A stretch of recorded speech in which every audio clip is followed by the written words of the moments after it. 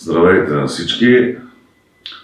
Току-що подписахме официално договор с Матей Казийски за новия сезон, за което сме много щастливи, специално аз като менеджер на клуба. Отбора по принцип беше селектиран и без него да се бори за първите места в първенството и за купата, и за суперкупата. Но вече след неговото идване и след като знаем и какъв е интересът към клуба, в смисъл публиката, която ни подкрепя, и с Матей Казийски вече според мен сме длъжни на 100% да се борим само за първото място. Но все пак това е спорт, 100% няма нищо сигурно, но ще направим всичко възможно да се борим за всички титли, за които играем. Нашите отношения датират от преди много години и връзката ни с Локомотив Пловдив и отношенията ни с господин Константинов датират от преди много време.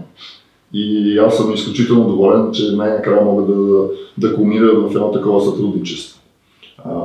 Говорихме си вече цяло лято и най-накрая успяхме да сложим точката да го направим официално, така че съм наистина доволен. Въпреки че през цялото това време се изговориха наистина много неща по въпроса, но най-накрая заставаме официално да кажем какво се случи. Много години не съм излизал пред българска публика и това наистина е един от факторите, които ме надъхва така да се представя още по-добре.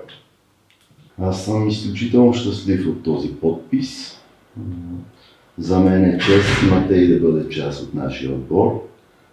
Мога да кажа, че публиката на Локо Пловдив го заслужава, не само него и всички нови момчета, които привлякохме. И че се надявам не само да бъдем шампиони, а с убедителна игра да завладеем все повече сърца волейбол. Това, което искам да кажа всъщност е, че този договор, който подписахме току-що, е само формалност.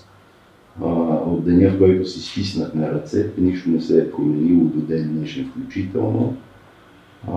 На практика Матей ще играе за Локомотив Пловдив до тогава, до когато получи предложение, на което не може да откаже, което му е интересно.